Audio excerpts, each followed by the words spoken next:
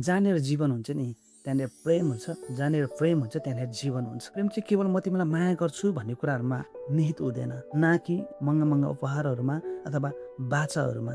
यो त केवल निरन्तर गरिने एउटा प्रयास हो। यो साँचो प्रेम चाहिँ सानो सानो कुरामा अडिएको हुन्छ कि एकअर्कालाई दिने समयहरू, निभाउने बाचाहरू, बेला बेलामा सोध्ने हाल खबरहरू, ध्यान दिएर सुन्ने कुराहरू, एकअर्कालाई गरिने सम्मान अनि कठिन घडीमा पनि सम्बन्धलाई नै रोजिरहनु। मिठा शब्दहरू छ नि, बोल्न सजिलो हुन्छ, तर त्यो शब्दहरूलाई कर्ममा उतार्नु चाहिँ साँचो प्रेम हो। प्रेम केवल यो भावना मात्र होइन, यो त हरेक दिन गरिने निर्णय हो।